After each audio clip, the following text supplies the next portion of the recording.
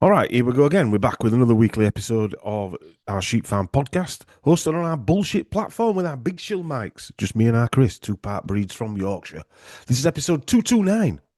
Format is simple. We release a minimum of 4 shows a month. Members get full podcast plus download. Non-members get part one. You can get the shows at sheepfarm.co.uk, or you can get part one at Podomatic that distribute them out to Spotify, Amazon, Audible, and Apple. Please subscribe to the website for email notifications for all new shows, and join us on Instagram, where Chris is there going through all the comments and direct messages. I do actually read them all. All right, I've been sarcastic now. I know you were. But if you want to email us at sheepfarm.co.uk, that's info@sheepfarm.co.uk. Thanks for buying supplements. Remember, use the promo code. Go to Chris's Gaping Gobs. There's some new sheep memorabilia there from I haven't put live one there event. yet. I haven't put one there yet. I made They're a sheep farm wine stopper. Right. About time. I About sold time. all of them. I sold all of them at the live event. Right. I only made about 10, but I sold all of them. You big shill. I know. Yeah. Making money out of me things. Bastard. Yeah. How dare you make a living out of your market stall? Yeah. So, yeah, that's about it. All the links will be in the description.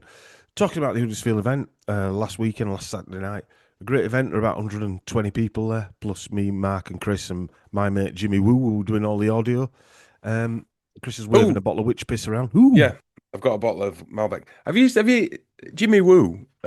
He sent me a link to his radio station. Yeah, it's good, isn't it? Yeah. He's got that video of you singing in the 90s. So I go to. I Send me the link, Chris. I'll put it in the show notes. Yeah, I asked him how to do it. I'm fucking useless on Instagram. I asked him how to. In general, you're probably pretty useless. Yeah, exactly. How to attach it to my Instagram so people could see it. Right. But I don't know how to do it. What happens if I don't want people to see it? What do you mean? What, Jimmy Woo's radio channel? Why would you do that? No, I'd want people to see Jimmy Woo's radio channel, but not necessarily me from 1996. All right. Well, he's got it on there, so you've got no choice. It's tough shit. I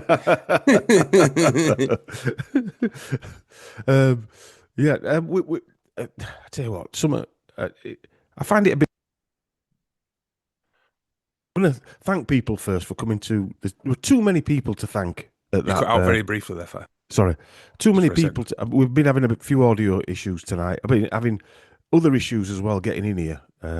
Took my young to cricket, and my wife says I'm going to go in the infrared sauna while you're at cricket. It's great, because I knew we were going to come back and do this. Got back, guess what? She hadn't been in. She's in. Only been in 5 minutes, so I've had to wait to record this. We're boss of the house, Chris, aren't we? Well, yeah. Boss at cats. I was going to say no. Cats. I'm after the cat. Yeah, after the cat. Underneath the cats. Yeah. Anyway, so thanks to Jeff, he bought me a First World War shell. You always wanted one of them, didn't you? I always wanted a shell. It's How big is it? Spook as well. Yeah, it's 2 foot tall, something like that. Oh, really? Brilliant. Yeah, lovely. You always moan that no one brings you out and just bring me witch piss. Now he's brought me a bomb. Now you've got a bomb. Somebody brought me some marshmallows as well. Thank you to that lady who brought me some marshmallows. Oh, nice. As well. I went up for the last few. My wife had ate them as well. Nice. Can't even have a marshmallow. I got 3 bottles of witch piss, which is fine. That's what she said. She said everyone always buys Chris something. Yeah. But nobody can buy you out because you don't drink and all that type of stuff. So I made some, what is it, non-GMO organic marshmallows. Well, marshmallow root's really good. I used to drink marshmallow. Do you know what? Yeah. I just thought marshmallows were marshmallows. I didn't know it was a thing. I knew licorice was. I didn't get licorice root because I used to get one. Yeah. Does it taste like marshmallow, a root? Very similar. It's not, the texture is obviously different because they use gelatin when making marshmallows and what have you. But it's really soothing for the digestive system and what have you. All right. So when you think of marshmallows, you think of them flump things. Pink and yellow, and white. Yellow with 3,000 sugars in them. Yeah. Didn't know. I honestly did not know that. Yeah. But marshmallow root tea is very nice. Also, chewing the roots are quite nice once they've been boiled as well. Yeah, there's a lot of that stuff. I was having that conversation with Seb today. Right. We're on about opium and weed. a bit of a jump from.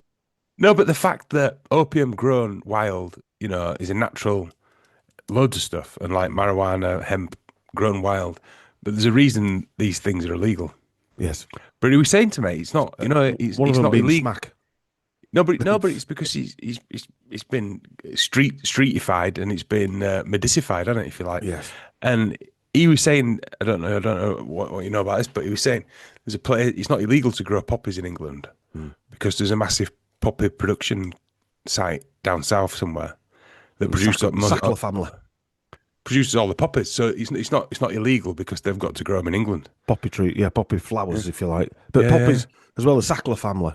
But anyway, and we promised we'd keep this down to about 10 minutes, this sorry. intro. Yeah, But yeah, and we're Forget the already intro. on for one. Yeah, I always yeah. forget his intro Yeah, every time. yeah. But I got some tea as well. That Ali brought me some tea. So a few, but also some of the laughs we had with some of the people were great as well. Prune Juice, he were good. And his wife that came over from Dublin, all the way from Dublin.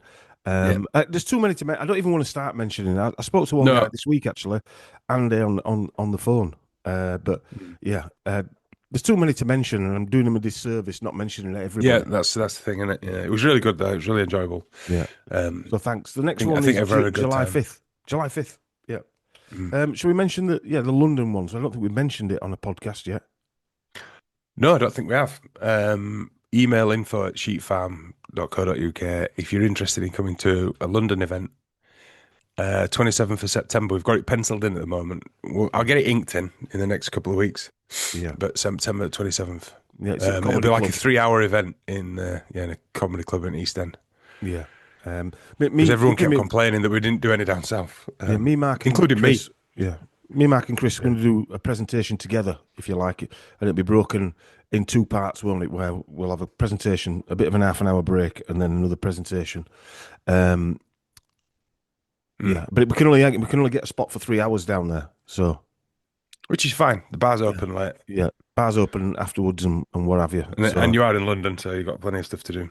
Yeah. But yeah, so that'd be a good. If you're interested, let us know. I'd tell you the price, but depending on how many come, we'll gauge out, because obviously it's a slightly different to the place up north.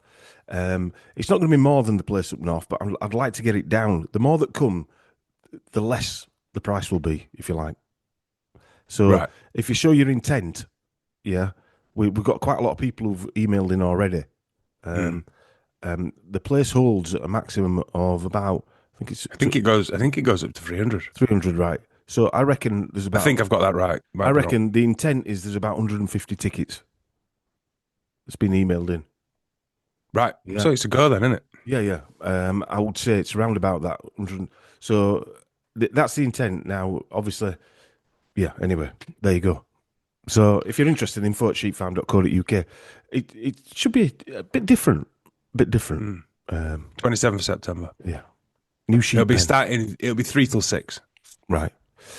Our next guest is our next guest. This episode, this first part, is somebody I've wanted to get on for quite a long time. I managed to contact her. I mentioned it in the last podcast, and I got a load of emails from people giving her email address out. We contacted Melissa from Cutting. What's it called, Chris? Cutting the Matrix. No, it's not Cutting the Matrix. Cutting through the Matrix. I've just done a doodle for it. I totally forgot myself. Yeah. CTTM, Cutting Through the Matrix. That's it. It's Alan Watt, who I've played his video quite a few times on our Matrix videos at the end of my Matrix stuff that I put together. And also I put the full interview with Alex Jones on there as well. And Melissa is his other half, basically. And she's been now, after he passed away in 2021, she's sort of like archived all his podcasts and things like that. And she's slowly releasing them on YouTube, although she's got to be careful because some of the stuff, as we know, like if you mention the V word or the 2020 nonsense words. But she does YouTube video. What's the channel called for? She does Cutting Through the Matrix. Videos. Yeah. Is it Alan? I think it's Alan Watts. CTTM. Right, that's it. Yeah, that's it. Alan Watts, CTTM, and she does a little presentation of her own at the beginning, discussing, what Alan's presentation is about, and a few more topical issues as well. Really good. She got a good voice delivery. I listened to it in my shed. I'm starting to go through more of it actually. Yeah. I've listened to her quite a bit. But the chat we had with her was fantastic. I really enjoyed it. But interestingly, again, you get these comments on there, and I don't know whether we should talk about this in first out, not because more time constraint than anything, but let's try and do a couple. If we get going longer, we'll carry it on to next into part two. Somebody put a comment on, right, and this is typical of the sort of comments that you get, and I don't know if it's derogatory or not. It's not aimed at me or anything like that, so it's not. Or Chris, it's not like aimed at anybody. So the commenting on the Alex Jones interview with Alan Watt in 2010, I think it was. Sadly, this is full of misinfo or outdated info, as viruses are proven fraudulent, as is virology and contagion. Doctors Sam and Mark Bailey, Dr. Tom Cowan, Dr. Stefan Lanker, Dr. Andrew Kaufman, off the top of my head. But I think what they're saying is they've proved it not to be true. But there are many others proving it. This info has been widely available since 2022, at least. Yeah. When was the interview that you put on there, Fire? 2010. So, unless he's got a fucking time machine. and he's come back from, obviously, but the other side. I mean, just because it makes me want to be a little bit rude, just because you reel off a lot of names that are discussed. That virus thing really only became a really, hot topic in 2021, 22. Well, I was saying to you earlier that I learned about the terrain theory back in around about 2010, actually, when I were ill, and I was stood trying to learn about all this stuff. I forget the guy's name, and it was called something like Birkenstein or something like this guy, that American guy that I was listening to, and he was the first guy that I'd heard about talking about terrain theory. But without being rude, because this person, man or woman, has discovered this virus terrain theory things in 2022, he thinks Alan Watt in 2010 should have known about it. Yeah, I know. This is the danger with this stuff, right? A little bit of knowledge, you can be turned into a bit of a prick, can't you? Without being rude. But you know, also, I mean, maybe they were saying right? it without being, but it kind of gets me a little bit, to be honest. I'm not saying that viruses are what we've been told. I think it doesn't matter. This. It's irrelevant. It's irrelevant for this what we're talking about. It's irrelevant to talk about the virus. I lost interest in it in 2022, and it's only me. It's only my personal opinion. Because to be honest, just for the record, really right? Matter. Just for the record, if who is it? Professor Giordano mentions bacteria and viruses being altered and all this type of stuff. But if what they're talking about is something totally different, you know, if somebody's pressing a switch and turning the frequency on, and that's what they call the virus. It could be double talk, couldn't it? It could be anything, or it could be made in a laboratory and they call it a virus. Right. Well, also, like I think we talked at the time, maybe they're discussing the mind virus that they're spreading through the internet. You know, maybe it's that. The maybe psychosomatic. Crazy virus, just driving everyone fucking nuts. Also, maybe that was a virus. Dr. Ewan Cameron talked about mental illness being contagious. So, I mean, the words that we've been told what they mean can mean something totally different. And I find it quite sad that we're meant to be some kind of truther community. Yeah. There is this kind of... And we haven't got an open book on things, right? Because you can't jump from one thing and say, the government are lying bastards, right? I agree with you. That's the truth, though, now. You can't jump from that to that. Because that's the thing. If they want you to have an opposite, don't they? And the argument that remains, you believe in that, so I don't like you anymore. But anyway, we are digressing, I suppose. Look, that's kind of why I did that drawing that I've done for this episode. The system wants you stressed, sick, or dead. Yes. Constant jib-jabs, constant war, media manipulation. You actually only need them three things, don't you, really? Because that covers just about everything. Just constant. Bang, bang, bang, bang. And that's part of it is, you know... And I think that's when we were talking about Jake Fern. I know a lot of people didn't like what Jake was saying about the shape of the earth, for instance. But that wasn't the point. The point of that conversation with Jake was we shouldn't be turning on each other over details. That's what they want. Yeah. And we got a lot of angry messages about I didn't like Jake because he talked about round earth and whatever. Yeah. But that's we weren't actually talking about round earth. Like what we were discussing was we shouldn't be turning on each other over fucking things like that. What we should be focusing on or that, or that, or whether. You know, Alan Watt should have known about terrain theory in 2010 because this guy discovered it in 2022. Yeah. I mean, just in that comment, it's like, what are you talking about, man? Yeah, I know. Full of misinformation in 2020, Well, 2010. yeah, it's full of misinfo. What one thing that you don't agree with? But anyway, yeah, Yeah, yeah. yeah. But I'm not saying you should agree with everything anybody says. Anyway, you know what I Don't mean? leave a fucking shit comment. 99.99% of stuff that me and Chris talk about, I don't agree with Keep him. your shit. I still talk to him though. Yeah. I don't actually agree with anything you ever say. Yeah. I still put up with you though, you miserable bastard. Still listen to you chatting on. Fucking hell. Do you know what it is, I think, right? And we said this at the chuffing hell, we're going into it now as well, aren't we? Right, we're going to end it there. We're going to introduce Melissa, then we're going to talk about it in part 2. Yeah. Right, we'll pick this up again, Chris, because it's a good conversation, actually. All right. I hope you enjoyed the chat we had with Melissa. It's an hour and a half show. It's fantastic. We really enjoyed talking to her. And we talk about loads of different stuff. And she gives us some insights into who Alan was as well. And because she was obviously close to Alan, probably the closest person that there was working with him and the fact in a relationship. And the fact she's carrying his baton is just fantastic, I think. Yeah. And she's got... Because there's a whole new audience since 2020. Like that guy who... I think it's a lady, actually. All right, so I don't know. I always presume it's a man for some reason. Yeah. But a lot of, new folk have put the leg over the fence in 2020. Yeah. So she's reintroducing Alan's stuff to a new audience, which is fantastic.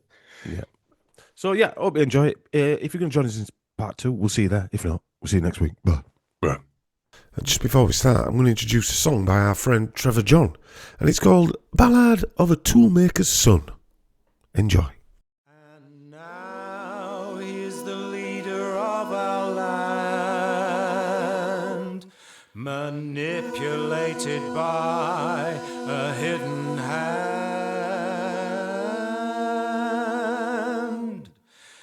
And Keir Starmer protected Jimmy Savile. Keir Starmer protected Jimmy Savile. He did what he was told to do back then, and that's how he got in number 10. Keir Starmer protected Jimmy Savile. Keir Starmer protected Jimmy Savile. He did what he was told to do back then, and that's how we got to number 10. And trees are green, the sky is not, the sea is cold unless it's hot, and wheels aren't square because they're round. Asylum far, don't make a sound. And elephants, they are not. All right, here we go again with another Sheep Farm podcast. This is episode 229. And tonight, or today, what time is it? 7 o'clock on a Wednesday night. We've got Melissa, who is the official, I suppose, custodian of the archives and legacy of the late musician, researcher, author, philosopher, and podcaster. How many more intros can we give? And host, Alan Watt, who sadly passed away in 2021, who people watching this will know I play quite a few of his videos, especially that quite infamous one now he did with Alex Jones, which was a fantastic listen.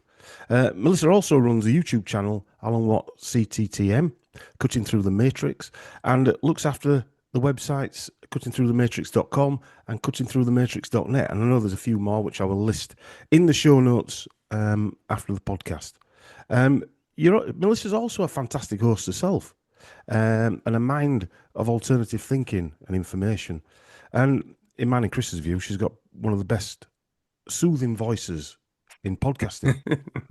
Welcome, Melissa. Not like our great in northern voices. Yeah, that's what I said, Chris. Yeah. Good evening, Melissa.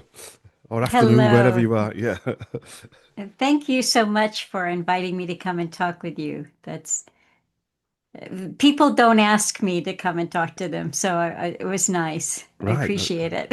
Yeah, well, I've been wanting to ask for a while, and I think a listener sent your details in to email a few weeks ago, and then I mentioned it on a podcast, and loads of people sent your details in, so there you go. We generally the same. We don't like pestering people, do we, Chris?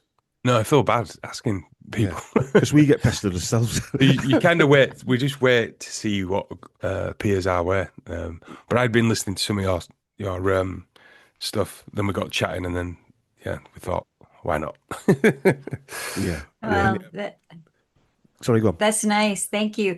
Now, I have to tell you that your listeners won't be able to see this. It'll just be audio only, but it's nice to see your backgrounds. I like what's going on back there. And Chris has got all of this amazing art that he has done that is on the wall behind him. It's beautiful to look at. I'd like to say most of it's not mine, but that painting there's of my daughter that I got done for my wife's birthday. And Beautiful. that one there, my daughter did it when she was like 2. I put the board in my shed, and I just like I've got a really good photo of her doing it. She just come up and paint it, and then I left it there for like months, and she just had to. I go put some else on it, sis, and she'd do it. Then we framed it in a nice frame. Someone say it again, Chris. That's great. How did he say it again? What? Put some else on again, sis.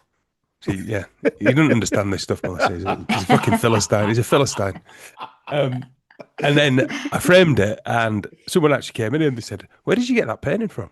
I'm like, "My 2-year-old did it." I don't think she can see it for your head. Oh, sorry, Chris, that one there. She did that one. It's great. She has talent. Absolutely. Yeah. Yeah, we're very, as our Dom says, a very arty-farty, limp-wristed effing. Yeah, it's strange because you guys are arty-farty, aren't you? I'd say Jackson Pollock, eat your heart out. Yeah, Jackson CIA Pollock. CIA Pollock, Exactly. Eat your heart out. People come to our house, Melissa, and they say, "Oh, it's very arty." And then they go, and Lou always goes, "Is that like code word for a shithole?" It's a very arty place. Yeah. Where do we want to start then? I mean, you've got a YouTube channel, Melissa, and you're releasing regular videos now, aren't you? Yes, I do. Oh, goodness. Basically, after Alan passed away, I just knew that I had to keep going in any way that I could. And I wanted to be behind the scenes. That's how I was. That's what I was comfortable with. The very first thing that I did once I embarked on doing something was I wrote under the pen name Not Sure. And if anybody's seen the movie Idiocracy, they'll know where I got my pen name. And I did that for a while, and eventually, I don't know when I started to make the intros for the Redux, maybe sometime in 2022, and then started my own podcast, Real History with Melissa, in the early 2023. And it's everything I do is about continuing Alan's work and making sure that people who have listened to him for years can still access his material, and new people. That always makes me feel really good when people say, "Oh, I just discovered you, and then now I'm learning about Alan," and that's great. To me, that's the point of it. So there's all kinds of things going on. I've started the YouTube channel, which is probably my least favorite to work with because I have to edit everything so carefully. I mean, the AI, the algorithm picks up. Other people can say that V word, but not me.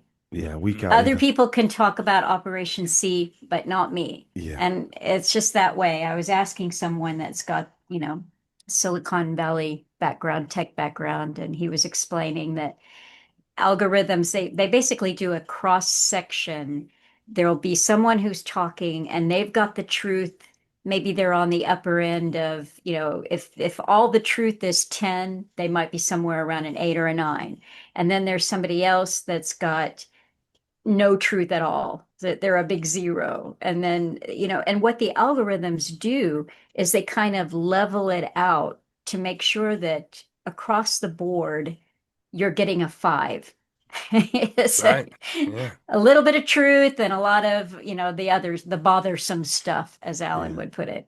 Yeah. That's what you do, isn't it? If you're we made the error in 2021 of putting a video on, or I put a video that Chris sent on the YouTube channel, a BBC video that showed young people suddenly collapsing. This was in 2021, just after the start of the rollout. We'll say that because someone put this on YouTube. I think it was before anyone collapsed so far. Yeah, it was, yeah. Because we were talking, just from what we saw in 2020. In certain things, that there was going to, I think we saw that before there was any heart problems, didn't we? Yes. That was the point. Yeah. Because I remember being at a wedding in a little village in Yorkshire, seeing defibrillators everywhere, and saying to them, "Dom, this." I remember being on This is in the middle of nowhere. Why do they need Middle of 10 nowhere. defibrillators Yeah, in a village? And then Yeah. I saw this video, and it was a BBC video, and it was of they were saying, "Oh, not only old people fall down with heart attacks, young people do as well." Da, da, da. So I sent it to Dominic, put it out. Anyways, you carry on, Dom.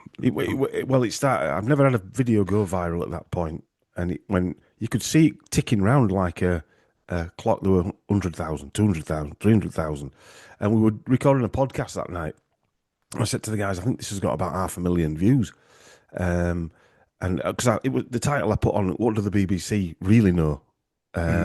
With their crystal ball, and anyway, they turned it off that night. So this was within a 24-hour period, and so if it counts 500,000 views, they're subscribed views. People who subscribe to YouTube, they don't count the unsubscribed Right. either. So we got a legal letter from BBC. That's the outcome of that, saying they were going to sue us if we didn't take it down. For putting their own work up. For putting their own Wow. work up, yeah. Wow. That's insane, isn't it? Yeah. So It ever is, since it then, really is. we've been, if we mention the V word, arm spears as we call them, or the C word, the nonsense in 2020, then we're cut off as well. Shadow banned, I believe it's Shadow called, isn't banned, yeah, whatever you want to call it. Yeah, and it's amazing. I mean, I've had it with a couple of Alan's talks where he was doing nothing except reading an article that came from, say, a science journal, a peer-reviewed article. And he would read it, and okay, so maybe his comment was nothing more than voice inflection. Yeah. That's it. And I had it pulled down for, I mean, I'm afraid to say it, but I think they call it medical misinformation. Yeah. And it's like, well, wait a minute. It's a peer-reviewed science paper that he's reading. Oh, no, that's not okay. Not in that tone of voice. And not only that, within this system electronic system we're living in, there's no recourse either. There's no one you can speak to. It's not like going and there isn't even a customer services branch, even though the customer services parts of companies now are like getting out of some sort of Stalag 17. I was thinking today as well that I mean, if you do get to speak to a human face to face or on the phone, they're already telling you don't abuse our staff because they know they know that the system is so shite that the chances are you're going to lose your temper. And so they're immediately before anything happens. I saw it on the train the other day. Do not abuse our staff, you'll go to prison, blah, blah, blah. It's like no one's even said anything. Why is this threat? There's already a threat. And the word abuse now can be anything that. Oh, absolutely. It could be that you just don't agree with them. Yeah. You know, the first time that I saw this was in Canada with Alan when he'd have to go. He just hated going to the quack, he called it. And you couldn't get your own personal quack under the great, nationalized, socialized system in Canada. So you'd go to a walk-in clinic and then try to get attention for whatever it was you needed. And I remember when I first saw that, so it wasn't there in 2008 or 2010, but maybe about 2014 or 15, all you saw when you walked into the clinic were do not abuse the staff. Huge signs telling you what abuse, don't raise your voice, take your number. And Alan thought it was like being, a sheep in a sheep pen. You had to take your number and then you get called and they can abuse you by keeping you waiting for hours. And, then they call you back. Yes, exactly. I think that was the beginning of it there, Melissa, what you're talking about there. I mean, and the walk-in centre where it's not a doctor, you just walk in to see someone who might know possibly what's wrong with you. That's kind of where they want it to go, isn't it? They're like quick fit centres. Yeah. Like having your exhaust changed or your tyres. And now it is like Idiocracy where they're trying to do all the telehealth and telemedicine. So it's just like that movie, if you ever saw it, where it's just a smiley face or the frown. Does the knee have an owie? I suppose you probably get as much knowledge without being rude to any doctors. By the way, I am. You might get as much knowledge from a pharmacy, might you? Because they're only doing the same thing. They're just prescribing drugstore nowadays, there's not really any, or they send you on to another specialist. It's not, nothing solved there, Well, is it anymore? I don't know Yeah. how we got talking about health, but there's so many contradictions to how they actually treat you. Some things can be treated by symptoms. They'll give you things by symptoms, i.e., antibiotics or whatever, or acid reflux. Other things need Uh-huh. a blood test, Hmm. and I think we know what we're talking about with that one. Other Yeah. things need a test. Yeah. It doesn't make sense. You better go into a functional doctor or some kind of nutritionist or herbalist, in Mm. my view. But Before we get off track, we're already off track, Chris. yeah, no, we're always off track. We should be called Sheep Farm Off Track. It's a good Yeah, name, actually. yeah. What is Alan's story? Because I think even I'm guilty of this. I've seen sound bites before, not so much now. Seen sound bites. Even you see him on Instagram and also all over the place of him just doing a little 2 minute piece of one of his talks, or that famous one from Alex Jones, like Dom said. What was his story, Melissa, and your story of getting to the point you were at? And what was his opinion of 2020 and 2019, should I say? Uh, well, I guess if it was 4 words, 2020 would be "I told you so." And Fair enough. Yeah. You should have listened. Yeah. but I think what got him started, he would give a bit of his bio was that he had been curious ever since he was a young boy. And one thing that he would talk about growing up in Scotland, there were a few things. The first was to see the introduction of television and how it changed the whole community, that had gone from meeting families in the park and communicating and a very social community-based kind of life to the moment that you had that television rollout, and it was a rollout. It, he said you'd go to a park a year later and you wouldn't find a family there talking or playing. And it's the same way I think now, if you look at the rollout of the cell phone, everybody's just staring at the thing in their hands. And so he was always curious. He was very bright, and he went to the library and he managed to get things that were aimed at adults. He read a lot, he asked a lot of questions, but he had a different background. I haven't talked that much. In fact, I don't think I've ever talked at all about the fact that after school he went into medical training. So he had that, was going to become a doctor and did his whole training for that, and ended up doing music at the same time, like playing clubs as a young fellow, taught himself to play the guitar. I think he said he was about 14, and ended up doing that while he was studying medicine, and wanted to focus on psychiatry. And then he had already become, so this was his personality starting to show itself. He had already been a whistleblower a couple of times during his residency training on abuses that he saw in the psych wards. And that did not bring him into the favor of the medical establishment and other doctors who were there. And he ended up working as a psychiatric nurse for several years in his early 20s. And he didn't talk about that. And I guess, I'm not really sure why, but he was just not that keen on talking about his past period. So the music business, because he then went, and by his mid 20s, he was full into music. And that gave him a whole other view of how the system works, how stars are created, how they are managed, Yeah. how they are supposed to be a mouthpiece for an agenda. He just saw all of that.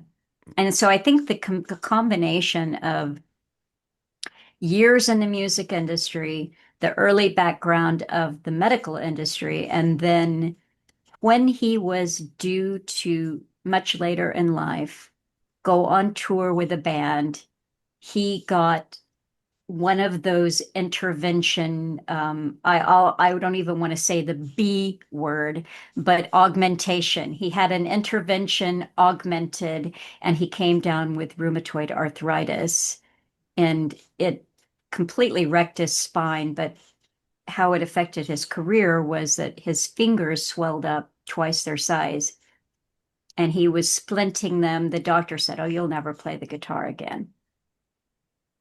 So he lived with the fallout from the medicine that he was given for the arthritis.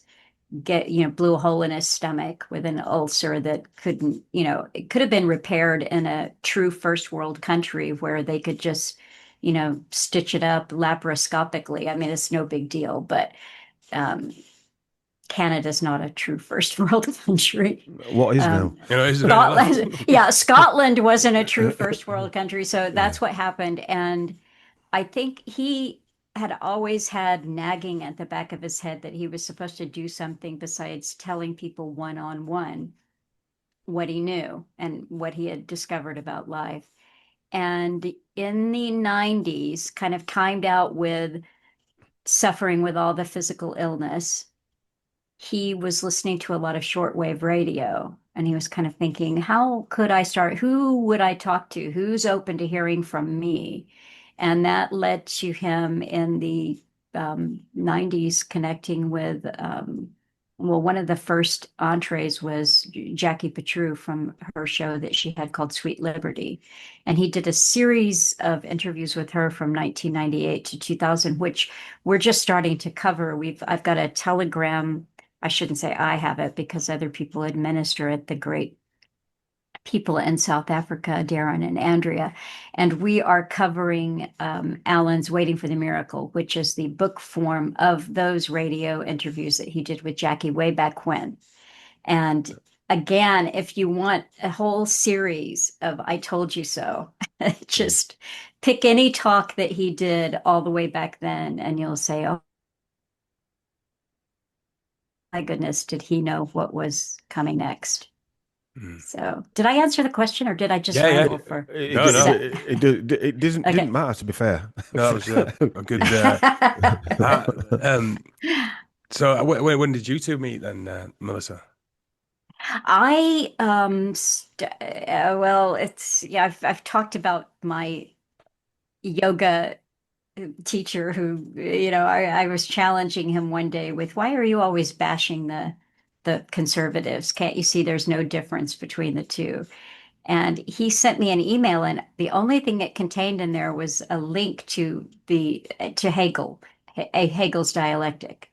And I was like, oh, wow, this is very interesting. I've never heard of this. And the next day, the same yoga teacher sent me 3 links. David Icke, Alex Jones, and Red Ice Radio. And so I started with David Icke, and I told everyone who would listen, this is a while back, probably 2006 or so. I said, the royal family, they're shape-shifting lizards. And, so I threw myself into that. And then I went on to Alex Jones, and I was telling anyone who would listen that 9/11 was an inside job. And this is not aspersions being cast. I'm simply telling you what I got. And so that's what I got. And everybody was like, oh, she's gone crazy. We've all 9/11 is. But even go ahead. No, I was just going to say, you only have to look at 9/11 for half an hour, and well, it was bullshit. I mean, Chris, if I show that to my neighbours, they won't see that. I know. But funny, I work in kitchens, Melissa, and I remember saying to a Spanish lad, I was talking as I do, going back to like 2012, about conspiratorial stuff, and we got on to the 9/11. This Spanish lad, bless him, he went, he just stood listening, and then he went off and he came back the next morning, and said, I was looking at what you were talking about. 9/11 was bullshit. he went away and did his own little Googling or whatever that night. That's how I got crab claws. And decided the next day that, he came in and he said, I think you're actually right.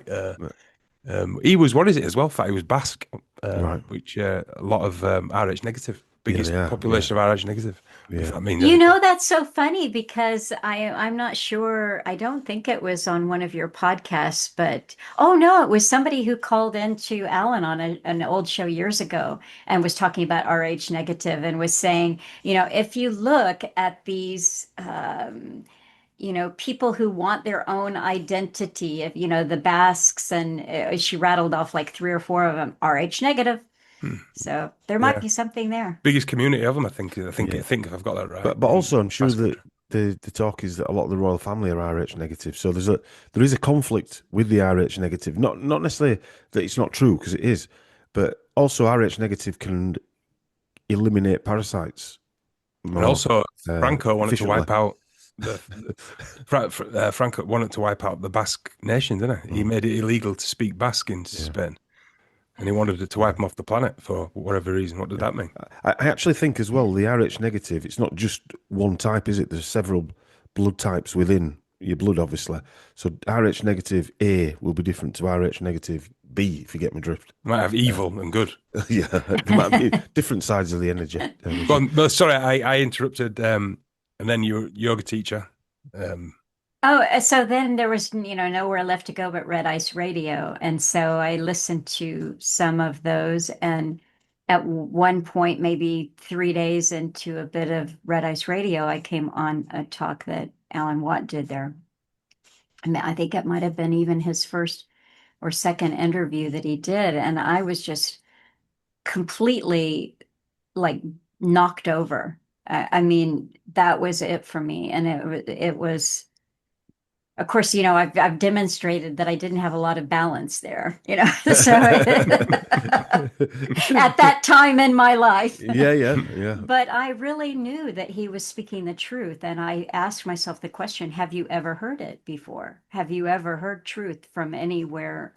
And I doubted that I had. And so I just started listening to a lot of his work and sent him some emails. And he asked me then by email, if I wanted to transcribe those interviews that he did with Jackie back in 98 and put them into a book form. And I said, absolutely, I would love to do that. And so I did. And as I was asking him questions via email, what were you saying again? Because it was accents too. I couldn't understand. The sound quality of those recordings was horrible, but also, just accents. Did I hear that right? And so at one point he said, well, let's just talk. And we talked. The first conversation that we had was 7 hours. Was it mainly if you were going, what? Right, That's it. Say that again. Our accents are, but the Scottish accent's even more difficult, isn't it? I was so in awe of him that I didn't even say what. I didn't want to make him have to repeat himself. I would just be like, I get that a lot like I said, in kitchens. When You get that a lot. Listen to me, don't you, Chris? Yeah, in kitchens, working with a lot of foreign people working in kitchens, and you know the face when they're going, yeah, and sometimes you put a laugh in, just in case you said something funny. What is he talking about? Yeah, I mean, I don't know if you know, but we're actually part American ourselves. Our granddad was from Chicago. really? Yeah, 25%, so the black side of our genes, if you like, comes from America. Wow, interesting. Yeah. And So my how wife's did half he- Scottish. Yeah. Oh, Mm. well, that's good. He was over here in the UK during World War II in a part of the Air Force, US Air Force. So I then got a bit of jungle fever in 60s, 50s, 50s, 40s, should I say? 40s? Yeah, 40s. What am I talking 40s, about? yeah. Our mum was born in 1945, towards the end of the war. So a black baby in Huddersfield would have been quite a novelty. Yeah. Oh, absolutely. Well, it came up in a conversation not that long ago. How did Alan end up in Canada? And it was exactly that kind of a story. It was World War II and the pregnancy thing, because he had an uncle or a great uncle. I don't remember now the exact connection, but he had gone to the war. And when he came home, his wife was pregnant. And the timing was such that it could not have been his baby. There was no question about it. And he said to her, good luck. And he moved to Canada. And so that gave the family, somebody in Canada. And later on, I think one of his cousins went over there. And so eventually, when Alan decided it was time to flee the UK, he went to Canada. But it was that, so there was so much of that, I know, Canada those was always, liaisons. we've got some friends. Well, one friend in Canada. That she married a chap with a ranch, I think. Anyway, but it used to seem so freed in Canada. That's what it felt. You know, if anybody mentioned Canada, you used to think how free it is now. Easygoing the people were there, and the ones I've met anyway. You know how friendly the place was. But Yeah, but I mean, suppose that's changed in the last few years. You could say that with Australia as well, Yeah. Dom, and New Zealand. But then in 2020, we saw a different side to every country, didn't we? I think. The Gestapo and the SS guards were out. Yeah. What did? Well, sorry, go sorry. ahead. Go on. No. No, it's all right. Well, I was just going to say, Alan saw that going right into Canada. He went nonetheless, but he could already see the agenda, that he was going from the, frying pan into the fire. He saw the agenda at work in the process of landing there in immigration, because everyone from every other country that was not Western got preferential treatment. And he was more or less told that, by officials there, that he wasn't going to have any kind of, decent treatment, because he wasn't the kind of person that they wanted to be bringing into the country. And that was way back in the 80s. And he also eventually heard that he was playing out, kind of in the folk scene around Toronto and so forth, and going into clubs and playing. And he would get from people, we have a certain agenda, and they may have used different words, but there was a political thing that was being pushed, and they'd want him to play edgier, more radical, more revolutionary kinds of songs in keeping with that. And so that was a heads up. And then he was once talking to a bureaucrat who said, we're bringing in people from XYZ country and nobody from Western Europe, and it's good. It's a good thing. We're doing exactly what is on the, what we've set out to do. But they're probably emptying these countries of people with a lot of natural resources, so they can take them over. It's just a normal thing, isn't it? For empire building, and meanwhile, eliminating or culling, whatever you want to call the actual indigenous people, even if the indigenous people of Canada and America, for instance, aren't actually the real indigenous people. They've already been wiped out. It's it's unfortunately the whole divide and conquer aspect of this. It's people at our level who suffer, and I don't like to see it. I don't like to see people turn on each other, and I understand why it's happening. I understand why people scream about immigration, because it is destroying countries. But when you scream at the immigrant, illegal or otherwise, you're screaming at the wrong person. You have to turn your sights on who is doing this to you and understand why, and then you could actually maybe have a voice, or at least direct it in the right place. And it's slightly different from immigration, say, into the UK, where Indian people and Pakistani people and West Indian people from the Caribbean came over. They brought the families over. It was a different type of immigration, even though that upset populations here in Britain. Yeah, but also, Dom, because they'd been colonised, they thought they were part of the British Empire. Yes, they thought they were coming to England and they were going to have open arms, build a better life. This is fantastic, but they didn't realise how unwelcome they'd be. But they were going to build a better life. So in turn, they were going to build a better Britain. That was a plan. I saw a funny comedian. Or the dream. I saw a funny comedian, guys, and he said, with things, with new people, you just got to wait. So Italians came, and then we realised they could do good pasta. Indians came, and we realised, they're bringing curries over. And now we're just going to wait and see what the trans bring out.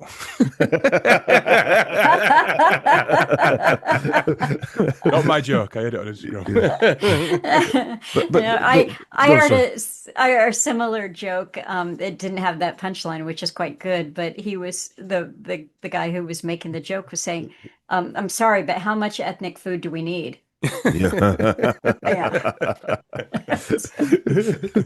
So much that there's no actual original food left in the country anymore. Exactly. Yeah. That is one of the best things about immigration is the food, though, I suppose, when you think about it. I mean, And the national dish in England's a curry, Melissa. now, yeah. Yeah. It's not Yorkshire puddings anymore. No, it's a No, curry. no, no. Have you ever had a Yorkshire pudding, Melissa? I've made Yorkshire pudding. Oh, there we go. Oh, Yeah, now we yeah. yeah. Roast beef and Yorkshire pudding, you bet. Yeah. Yeah, yeah. And if I do say so myself, it was good.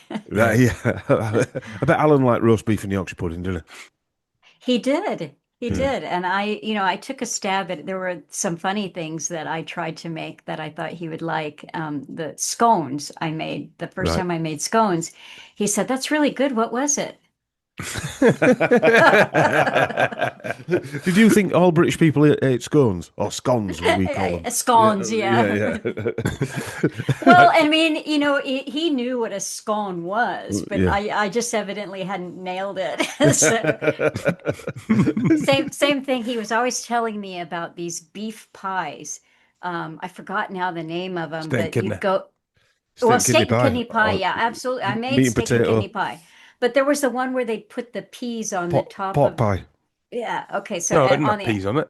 No? no, there was one that had peas. You'd like serve it with the peas served on the rim of it, whatever. But Oh, pie and peas. Yeah. yeah, that was it. Or is that it? I don't know. Yeah, it would have been a But pot anyway. pie where you put the peas in I Yeah, suppose. yeah. Yeah.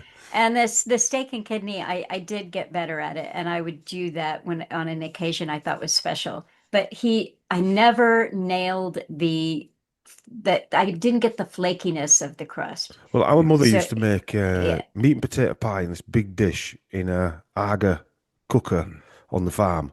And you could smell it, couldn't you, Chris? For Massive wafting thick through. crust on it like that. Massive thick crust. Delicious. Yeah. With either lamb or beef or something like that in it. Yeah. We're proper stuff when he came in out at stables and cowshed. And funnily enough, my last head chef job, I took on a lot of my mum's pie making skills. Really? And yeah, and I was we were in the Times newspaper, the top 10 pies of England. Really? Yeah. Don't get me wrong, I'm perfectly aware. You are now officially mainstream. I'm perfectly aware that the lazy journalist that wrote that article probably lived around the corner from the pub. So, I don't think they travelled to find that pie or anything. But yeah, we were in top 10 pies. There was a picture of my pie in the Times. Yeah. Oh, well, I had fun doing it. I mean, there were a lot of things that he liked to eat that, like fish and chips. I Fish made chips. Yeah. tons of fish and chips. I had fish and chips yesterday. I love Yeah. fish and Don't, chips. yeah. Don't eat them. Can't eat gluten anymore, sadly. But anyway, there you go. I'm not going to bore you to death with that one. But so, Alan, you say Alan sort of realised early on, quite early on, probably similar sort of. I'm not saying we're like Alan, but similar sort of thing to us. We sort of, I can't say woke up knowing, but in the 80s, I was sort of reading JFK books and things like that, and Martin Luther King assassination books. And Chris were into ufology when he was young as well. Question everything. No, like them. Listen, I don't remember not questioning everything. No. But our parents weren't like that, Chris. No. They were locked into the matrix, if you like. They were nothing like that. So I don't understand where we got that from. But it is interesting that you both got it, whatever that, like Whatever you that caught is. it. Yeah. Exactly. Or caught it, one of the two. Yeah. Do you have other siblings? No. No, it's just two. Yeah. But there's so many levels to getting it, if you know what I mean, because there's almost like the controlled opposition side where people think they're actually going against the establishment, but they're actually just still being just as controlled by the establishment. Yes. And then then you just go deeper and deeper and deeper until you just realise everything. Until you can't get out. Yeah, until you can't get out. Yeah. The ladders have disappeared. Yeah. But you just you've got A bit like the way you explained it there, where you find that 9/11's there's something not quite right about it, and then you look at something else and think, I can't believe there's another wet fish around my face, and all these things start stacking up, don't they? Yeah. And then you meet somebody like Alan, and he takes you even further down into the abyss. Well, I mean, indeed, it's hard to remember how flayed open my mind was. It's just literally, wow, because you come to that point where you don't trust anything or anybody, and you recognize that everything that you've ever thought was a lie. And with me personally, Alan kind of took it a step further to say, me, you are a composite. Your personality is a composite of everything that you've been given. So Mm. you don't really have a personality. And I'd be like, well, thanks. Sorry. It's true. It's It's a bit true. hard to accept, though, But isn't it it? is true. Yeah, yeah, Yeah, yeah. It's yeah. true. So you have to re-examine, and I actually find now, Alan would say that, peeling away the layers and seeing reality for what it is, but most importantly, seeing yourself for who you are. That's the work of a lifetime, and it is. And Mm. I still learn things about myself that I go, oh wow. Yeah. But also, listen, I'm sure when you heard him talk, like you said, when you're blown away, when you hear, well, when certain people, when you hear a truth, you know it's true, don't you? You Yes, You can know, feel it or see it, can't you? yeah, Yeah, like what sense you it. just said about what Alan said there about peeling away. You know that what he's saying there is actually is the truth. As much as it hurts you to admit that maybe I've got yeah, no person, because you meet someone and their opinion isn't their opinion; it's an opinion they've learned off the telebox, they've learned it off TV. right. And you can hear because you go into the world and you see the same people having the same opinion. Someone else has learned another one from the TV, and then they're arguing about, like politicians. They're both Yes, working in the same yeah, parasitical system, and they're arguing about things. But it's just a fake argument. It's like it's wrestling argument. It's not real, is it? yeah. Because they never do anything to change anything. It's unlike my pure aggressive uh, aggression aimed at Chris, is it? Yeah, exactly. Yeah, I mean, I don't know. I'd struggle to meet folk talking about what they've read in the newspaper or learned from Yes. TV, Hmm. talking any sense whatsoever to me. Hmm. And it's almost like a waste of time having the conversation a lot of the time. Not always, Well, but we share in common several listeners, and there is one listener that we have in common who is from Yorkshire. And I was having a conversation with him, and he told me the word kayfabe. If you follow wrestling, the kayfabe? what Do does that you, mean? you No, I don't know. Well, you've got your face, which is the one that you root for. That's the wrestler that you like, and the kayfabe is the bad guy, the Right. evil guy. I do know what you mean. Sorry, Melissa. I saw a Yeah, small video on this. Yeah, explaining yeah. kayfabe. Yeah, sorry, go on. So it was fascinating because, see, Alan used to always compare politics and the theater of it to wrestling, Yeah, and so do he I. would, So does Chris. Yeah, Chris all does the as yeah, well. time. Yeah, Yeah, yeah, yeah. I literally said more WWF. yes. Well, I mean that's what he would say, and he would give the example of I probably will get it wrong, but giant haystack and Big Daddy. the other Yeah. Yeah, Big and Daddy. Easy. Easy. yes, and I would be like editing the video, I mean, or editing his audio, and I'd go, oh man, Alan, I would never say this to him, but I'd go, can't you come up with a better name? Well, it was only after he passed away, it was only this year, as a matter of fact, that I got into looking at wrestling for some reason, and I realized that these characters, he didn't make them up. They were real names Yeah. from wrestling. Yeah. I was like, oh Big Daddy and man. Giant Haystacks. It Yes, was. Yeah. that was it. Yeah. Big Daddy and Giant Haystack. Everyone rooted for Big Daddy. Yeah, And he was actually called Shirley Crabtree. yeah. Yes, Yeah. yes, I learned that too this year. Yeah. So anyway, when this listener was explaining to me, that the kayfabe can actually become a face or vice versa, and that they have to carry the theater out into real life. So it's not just in the ring that they're having this, theater. If they go to a pub and a kayfabe is seen having a pint with a face, not good, not cool, because they're always supposed to carry that, rivalry with them around where they go. And to me, that just so beautifully describes the system that we're under now, Mm. because it's a circuit Mm. that you see these people go on, and they have a role that they're playing, and at any given time they might switch over depending on what's needed. I mean, take Elon Musk, for example. He was probably uniformly a face. Oh, he's this guy, he's got these great businesses, and, he's creative and inventive. I mean, obviously ridiculous. But then they align him with Trump, and so he's now no longer a face. He's a kayfabe. For many, many people look at him as the bad guy. And then he's the one who is, taking jobs away and streamlining, and so it's just, to me, it's wrestling. Yeah, they're all actors in a play. I would A actually bad one. say, if I'm honest, because I think we got the wrestling over here in late 80s, 90s, properly when Sky TV, when satellite TV and stuff, and I think they were training our generation for now how bad politics are and how blatantly wrestling WWF it is, because you just watch him talk. I watch him talk sometimes, and they have those when it's one politician or another one. And the matters, and you'd have the wrestlers and they'd be like, I was out in the car lot and they ran over me in his car and he stole his girlfriend and we had a punch up. And you'll watch like Trump and whatever and they'll be going, Hunter Biden's laptop said this. And it just, to me, just looks exactly the same as that bullshit like story they're just sending out there. And then all of a sudden, the next day around the water cooler, as it said, America, people were going, oh, did you hear about Hunter Biden's laptop? And what does this even mean? What are they talking about? Just shit coming out the mouths. Yeah. And it's incessant. It is people incessant. Create an opinion over it. Yeah. Oh, I mean, no, it's worse than that. It's like, marriages end and families have strife, and it's just because it's very, very real. Well, So WWF. one of the great characters within the 2020 nonsense was Boris Johnson, wasn't he? He was a wrestler.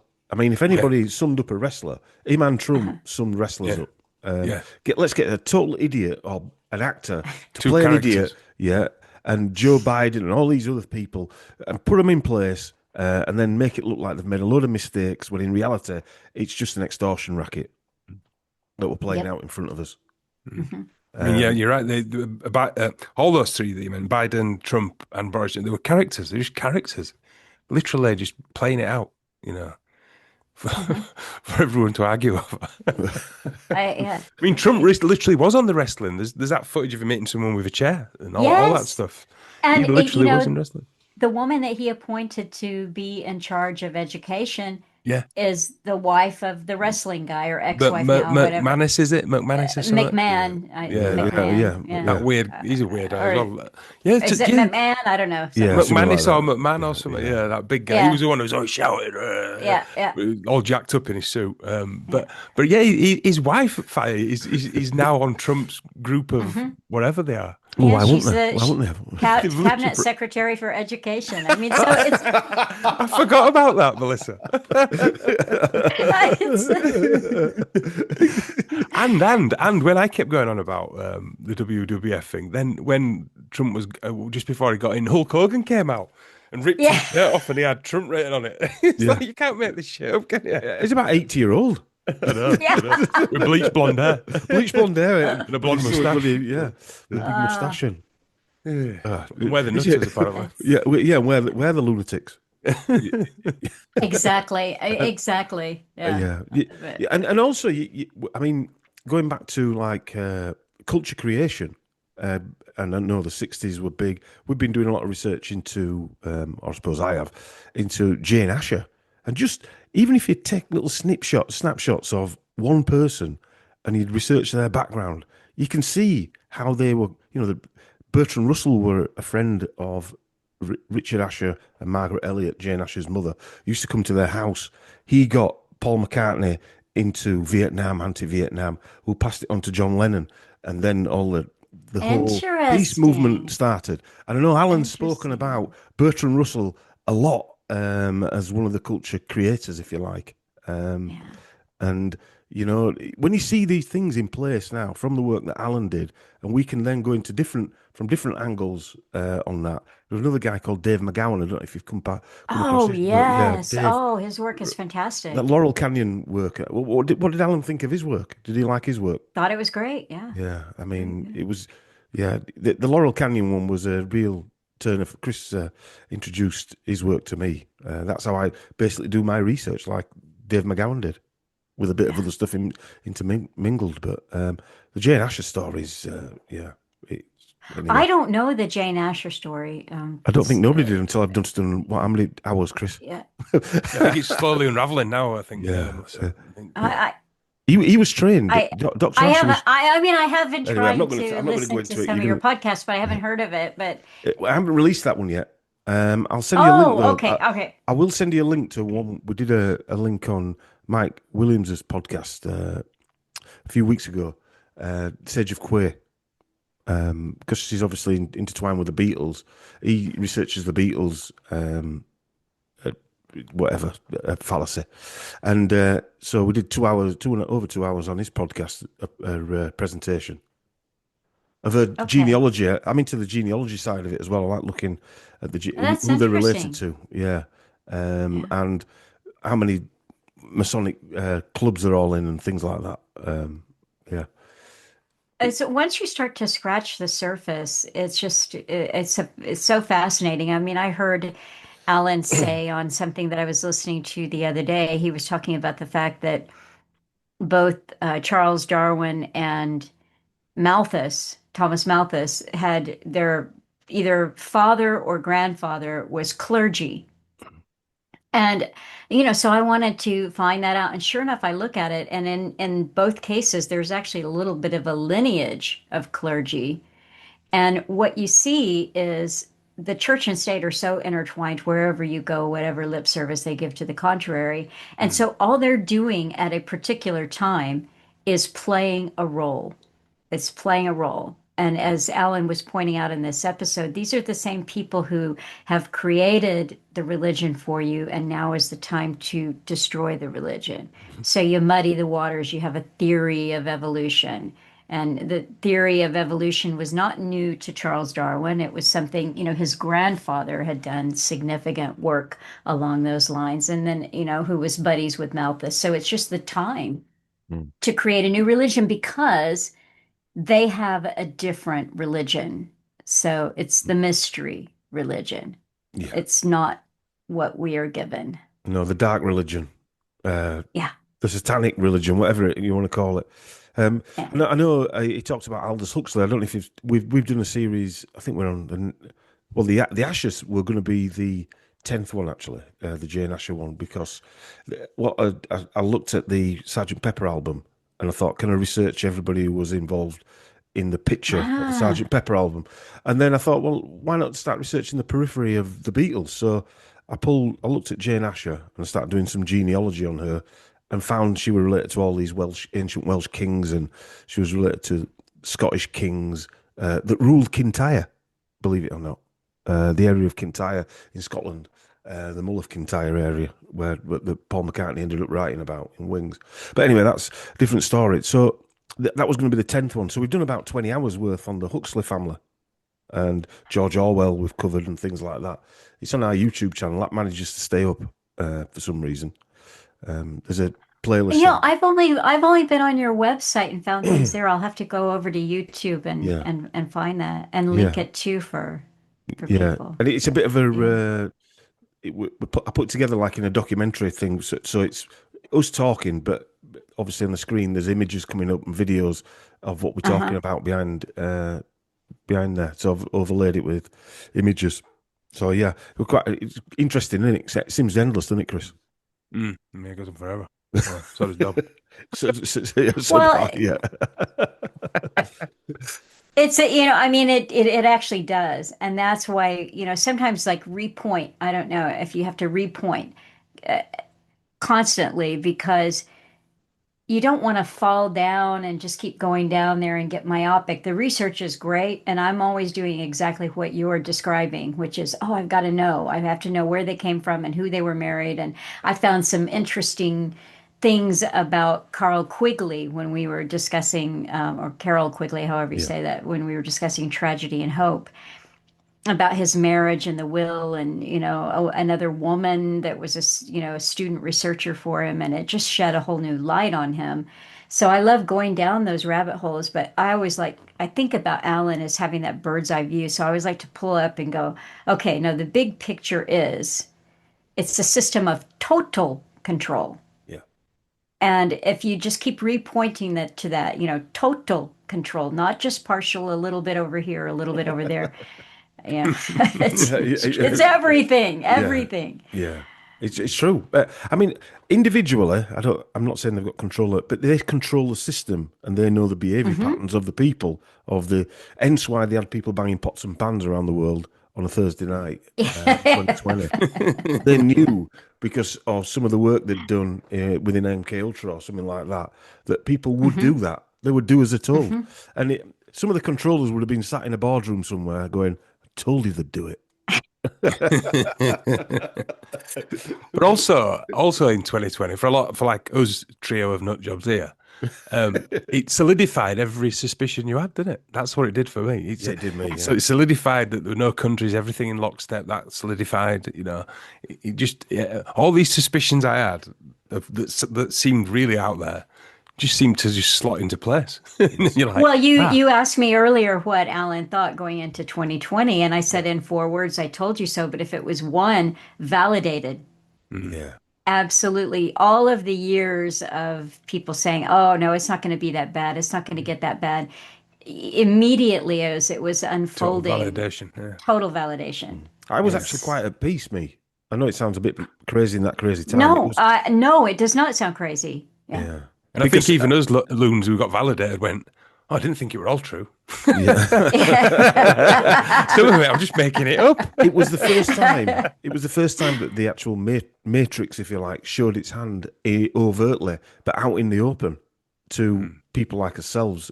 Because I don't think at any one point on Earth there was probably as many people who was, I'll call it awake, whatever that word means, Not even into 9/11. this stuff. No, not even 9/11.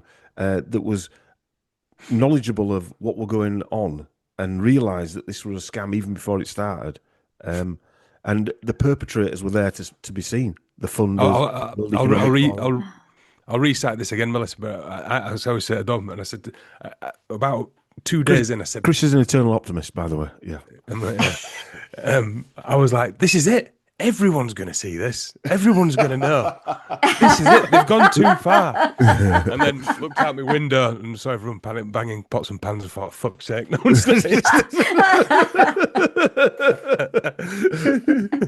I was that actually, Dom was a bit more realistic than me, but I was actually that optimistic, saying to me, this is it. They're going to be marching in the streets in days. Well, I feel for you because, my dad used to always say to me, and he meant it so lovingly, he'd say, "You're the most optimistic person I've ever met."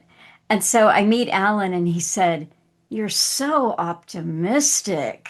In different tone. Yeah. That's kind of how Dom says it to me. Yeah. He'll call me optimistic with a swear word after. Yes. And pat him on the head. Yeah, exactly. You're so optimistic, little son. Yeah. But he mentioned the Huxleys quite a lot, doesn't he?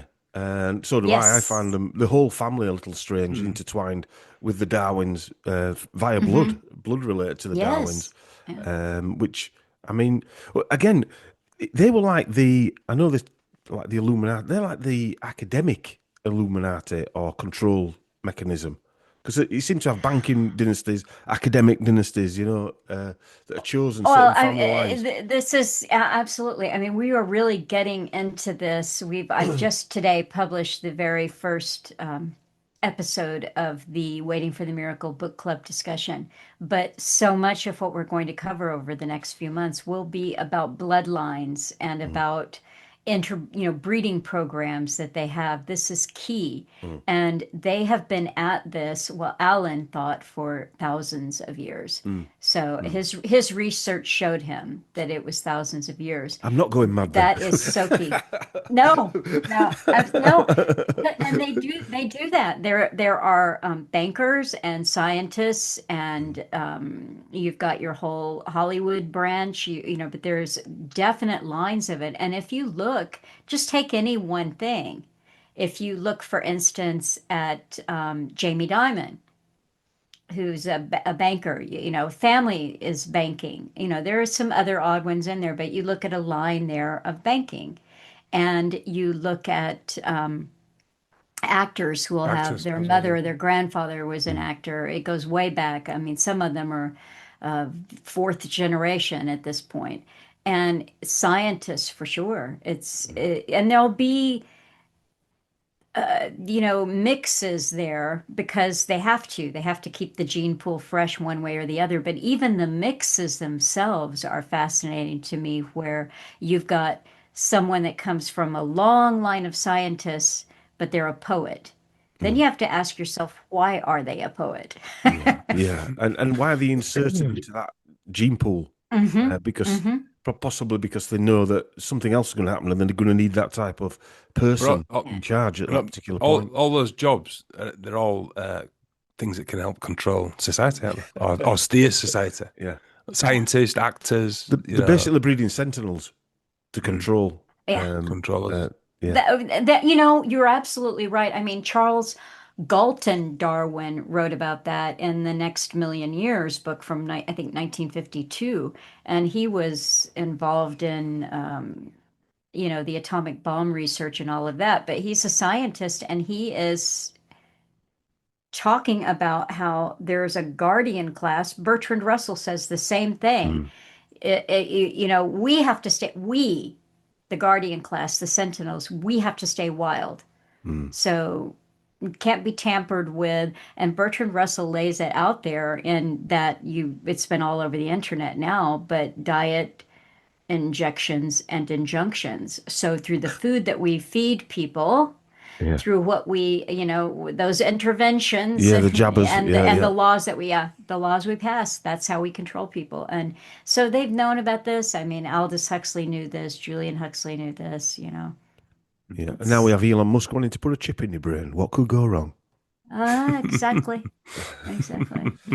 Yeah, but I'd be interesting to. Okay, well, I'm looking forward to hearing the Bloodlines series that you're going to do, and maybe. Well, I mean, that'll be kind of in throughout everything else, Yeah. but it's going to come up over and over again because the breeding aspect of this, not only what they do to us by, hurting fertility, and that's clear. Yes, The clear, sperm yeah. count has plummeted, and nobody says, well, Nobody says why? anything. Yeah. Well, they make an excuse. Oh, I'm too busy to have kids, or can't afford to have kids, or whatever. And Yeah. the population's decreasing, and they pile a load more people from somewhere nobody knows where from into a local village.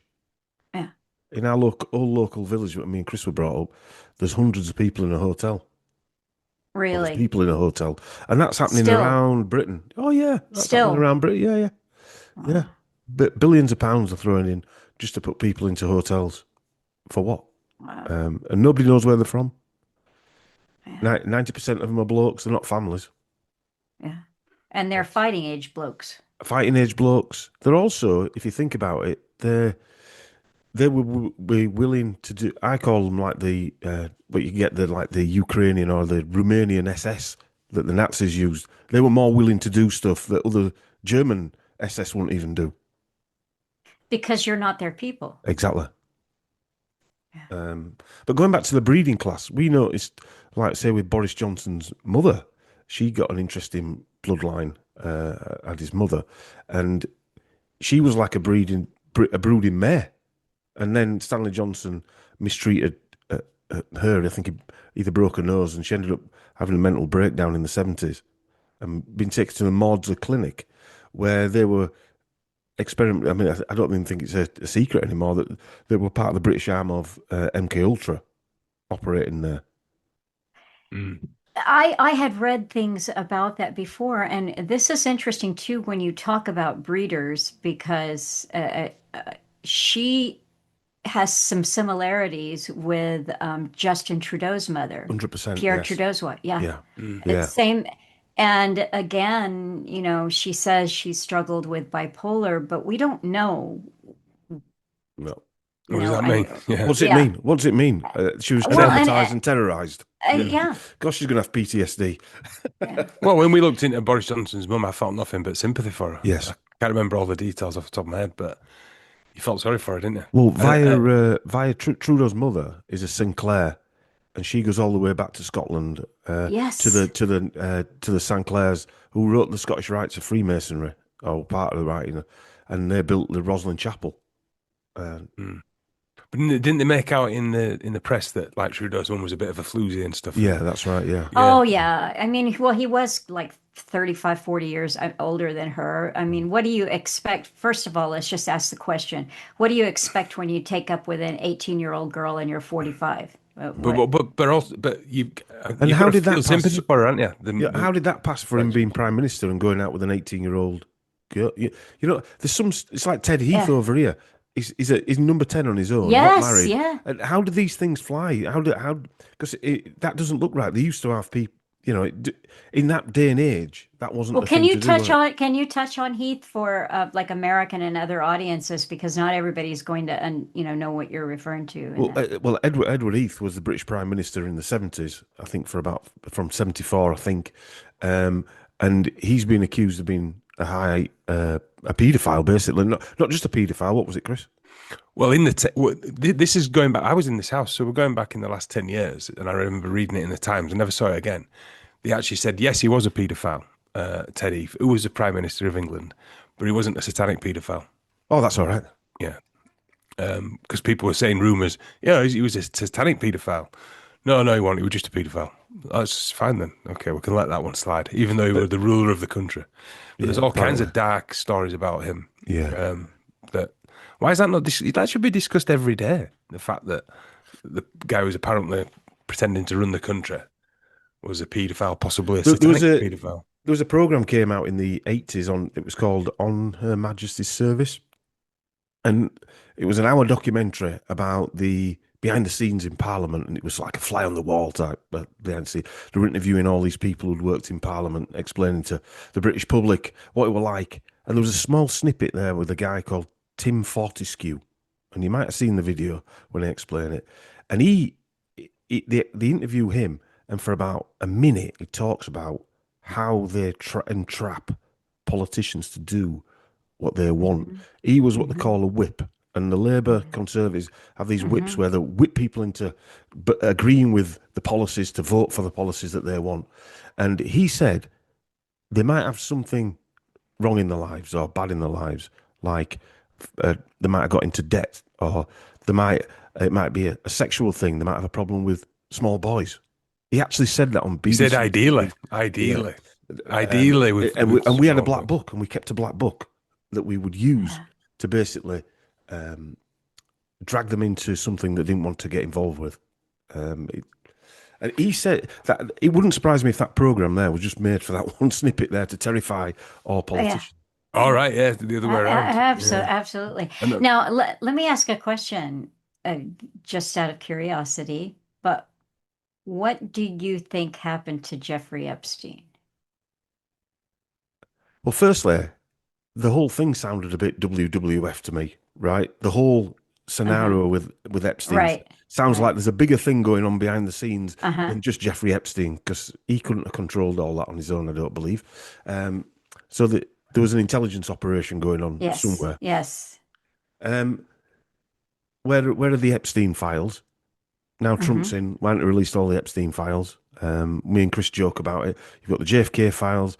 You've got the Martin Luther King files, the Robert Kennedy files. Biden's laptop. Yeah. You've got Biden's laptop files. You've got now you've got the 2020 files. You've got the whatever files. I prefer the Rockford files. But maybe. I mean, I'm just making this up, but maybe it was just time to wrap up that operation, that CIA operation, and they decided to throw a few people. Because no one's got done for it. There's been no one's been taken to court for anything, have they? Except for Ghislaine Maxwell, apparently, with loads of weird fake photos. And I don't know. What's your opinion, Melissa? Well, I think you were off, by the way. I know she asked us a question. I think you don't. But he shared a cell with a 6'5" gorilla or something like that, and they moved him in there. Like, but again, though, flash. Shake yourself and think about it. Is that all just more shenanigans to keep us talking about it? It might have been Hulk Hogan. Yes. Who knows? Yeah. Oh, I reckon. I mean, you've got. I reckon he was killed because he did this, and I reckon he's. But again, is it just another Of course it is. Yeah. WWF moment. Yeah. I Because you mean, do when find yourself, sorry, so you do find yourself getting dragged into these things. And then you think, oh, Mhm, hang on a minute, I'm mhm. fucking talking about it now. Oh God, I've been dragged into it. Yeah. Yeah. I don't know. Well, the connection that the man behind the scenes with Jeffrey that is most interesting to me was not Wexler and all the money, but it was Stuart, not Stuart Brand. What's his name? It was I'm blanking on his name right now. I should look it up I know for you. Whitney So, Webb's done a lot of research on. well, it's this came out of Das Net. Did you Right. see that documentary No. on the Unabomber? Oh, you'll I've, really like this one. yeah. Yeah. You have to send it Um, over to a link over to him Yeah, if you I'll would. do that. And there are a couple of people that are mentioned, and I'm blanking on the one right now who was a talent agent, Right. but and a talent agent for a specific type of talent, scientists. Oh, So he yeah. was a star maker for scientists. Yeah. And it turns out he's like the man behind Like the Simon Epstein. Cowell for science. Yeah. Yeah, exactly. Yeah. Exactly. Yeah. Yeah. And so to me, that is really, really interesting because this Epstein is not a scientist, but he's moving in the science world. Is he compromising scientists? Is this the more important operation even than the politicians? Because, It's a I great mean, point. yeah. So that I should look that up right now, but But I mean, I think Stephen I Hawkins will. were meant to have been on that private jet. I mean, what would Stephen Hawkins be going over there for? Exactly. Yeah. And has Yeah. anybody ever heard anybody else with that same problem that Stephen Hawkins have that same computer talking? John Brockman, it just came to me before I John started Brockman, to right? type it in. John Brockman, agent. You got to look up those Yeah, connections and see him. Yeah. yeah. Because I think Anyway, there was something I going think on. there is a bigger story behind the Epstein thing, by the way. I'm not totally poo-pooing it, but I think the version we get on TV is probably that's a Yeah. WWF bit. mm, Yeah. Um, I No, mean, I think it's between the lines and what they're not telling us that is the mm, thing that we're supposed to look at. And Whitney Webb has done great stuff, but even the Wexler thing I think is a bit of a red herring mm. compared to something way above that we're not going to know. It's Yeah, I agree. I agree. I think there's more to it than that. I was listening to your one of your podcasts, and it had a link to an Al Gore video. A very bad recording, weren't it? If you remember, don't listen to your parents. yes. Al Gore telling Yeah. people not. I think he was talking about his own childhood, weren't or not listen because his parents, his mother she was the one bringing laws in for. Let me get this right for the um, for black what they call it civil rights in the 60s, I believe, was Al Gore's mother. all So right, she was another control agent, if you like. like same story, Redux Oh yeah, it's or just the same story, yeah. environment. And his Mhm. father owned an oil company. Uh, Well, his father was a politician. mm, yeah, his father was a But politician, and he yeah, his owned. father was a lifer politician, and Yeah, so was Gore. But what the connection to oil there was Arm& and Hammer. yeah, that's the one. Arm and Hammer. Yeah, yeah. Yeah, and Arm& and Hammer was And Arm& and Hammer's father himself was basically an American communist, one of the first leaders of that. And then Arm& and Hammer was the perfect blending. They even called it in his day of the communist capitalist idea. They set him up with his own condo over there, somewhere in Moscow, and he's regularly seen. I just was looking and found a picture of him with, was it Brezhnev? But he's buddy buddy there, and making what he's doing is facilitating deals into the USSR at the time we're not supposed to be having anything going on there. Well, Hammer had some interest in a piece of land, oil on a piece of land that Al Gore's father owned. yeah, And yeah, so the story is that Al Gore Jr. facilitated one of the biggest privatization of federal land in the history ever of the United States because private companies, oil companies, have been trying to get some they'd be national parks or federal lands that had oil reserves on them and buy them. And the government always said no, no, no, no, no. So Gore facilitates this on behalf of Arm& Hammer's holdings in oil. And so it just basically was theft of public land. I mean, that's the way I look at it. You can call it a deal, but it's theft of public land into the hands of big oil. There is nothing about Al Gore Jr. that is an environmentalist. There's nothing about him he is an actor, probably worse than anybody that we've been talking about in terms of the harm that he's caused. Terrible, terrible harm, because if you think about a whole this generation believing in this. Yeah, exactly. If you think about the terror that's causing people, Yeah. not say people, and also the annoyance over here. You only need a couple of weeks warm weather, and they're starting to talk about a drought and things like that. Yeah. We're in the wettest country in the world, and they're starting to talk about a drought. And people like him are facilitating this nonsense that's going on about this man-made global climate warming change bullshit constantly.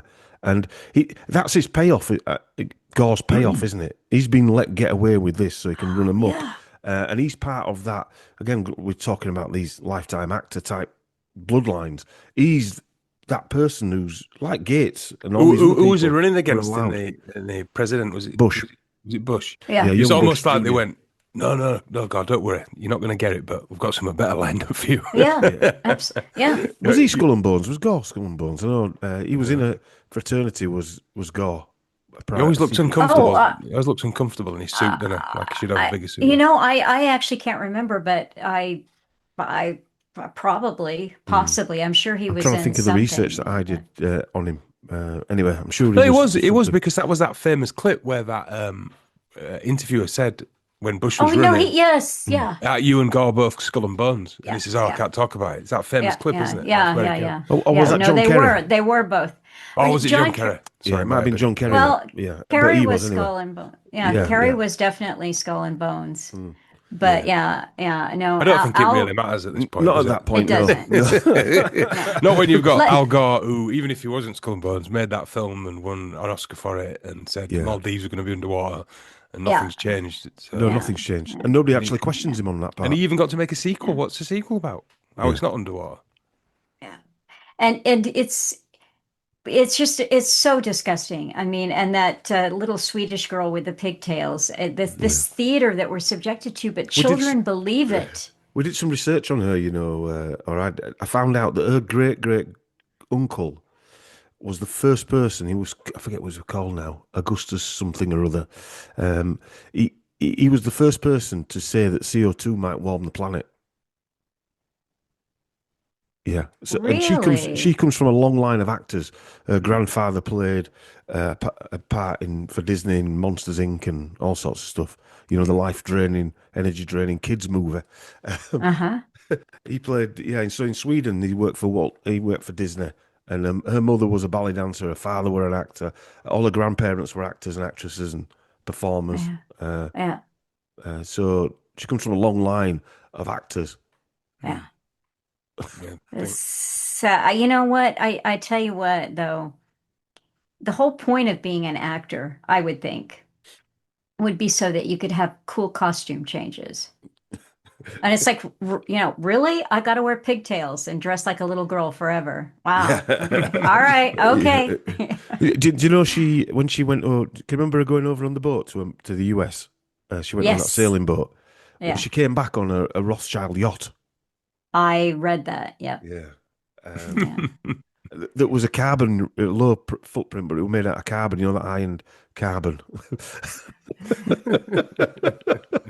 I mean, all you do every time they get together at Davos or wherever, and they start lecturing us out of that venue, oh, you've got to cut back and decrease your carbon footprint and everything. And it's like, just look at the fuel spent to get these windbags wherever they're going. It's just nonsense, isn't it? Anyway, it's just all. Even if the Earth, I mean, we say this all the time, and no doubt you can look out your window and probably see fields. I come from my windows. Nothing's growing in fields in the UK anymore. There's no animals in there. They're not growing crops. They might cut it for silage for the cows, but they could feed the local area very easily with all that land. But instead, we have to go to a supermarket. We're coming up to well over an hour now, but I want to discuss. You and Alan said you used to watch All Creatures Great and Small. That's we haven't right. talked about that yet. Yeah. Um, That was a favorite. Dad's Army was a Dad's God, Army. I can't Yeah, I used to I like can't Dad's tell Army. you how many times I've seen Dad's Army episodes with him. We just loved it. Anytime that we needed a pick me up, it would be an episode of Dad's Army. But All Creatures Great and Small, the first 3 seasons, I think they kind of went on like a lot of shows when they get popular, they just keep doing the same story over and over. And they switched out the wife, the actress that played the wife. And there were a variety of reasons that the show declined. But the first 3 seasons of that were brilliant. And I had read the books when I was a youngster because my mom was into those Harriet stories when they came out. Yeah, I remember James So, Harriet getting dragged around the field with a horse, wasn't it? A foal, dragged him around yeah. the field. I actually saw that in real life up the road in the village. Did you? I went to catch this horse. I used to show jump quite a bit. Chris used to ride horses as well.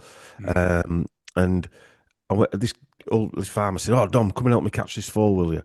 So I went and caught this foal for him, and I gave him the foal to hold. I said, "Hold it tight, and I'll catch the mare." I caught the mare, and just as I turned around, this foal set off, and he got his arm caught in the rope, and it dragged him field. And he was quite a lad. He was quite a lad. He's passed away now, Paul. He was a funny guy.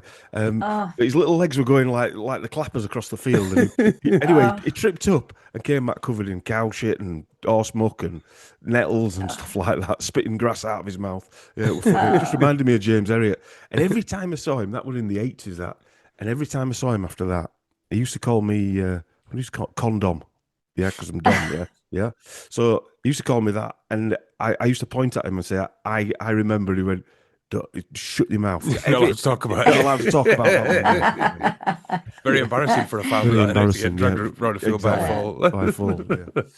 well, that was the thing. As soon as I started to listen to your podcast and heard that accent, was taken back into All Creatures Great and Small because it's Yorkshire Dales, and I started to explain to Chris the lines there, and he's given them back to me. But it's such a good show, and the countryside is so beautiful. And I know it's a piece of television entertainment, but it's one of the more high quality ones. But it's important because to make the distinction from today's TV and all of it was control, as Alan pointed out in his town or village, that people start changing the connections and what have you start changing.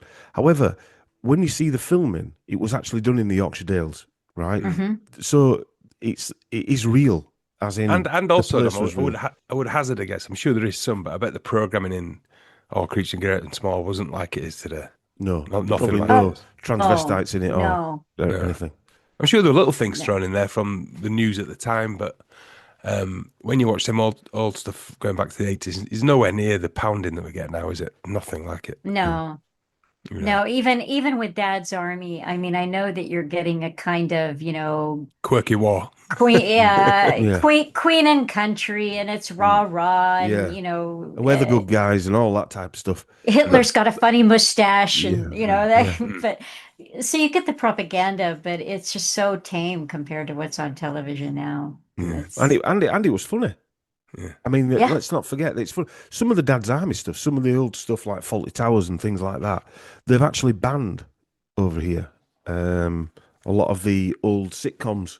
Or it comes with a warning now. Dom, someone Yeah. told me at work that there's a warning before it comes on saying these are the views of people at that time, not really the views that we have now. So they're telling well, you. I can believe that. I mean, how many? They only made like 13 episodes of Faulty Towers, right? Yeah, I mean, it was yeah. very few, but there's it's some of the funniest television ever. Just brilliant. I mean, it's so funny. But there is not one politically correct episode of No. the 13. Not one. No, And I don't think there's one way you feel like you're being agenderized either. no, To be honest, off no, the top of my head. no. It was well written, well acted.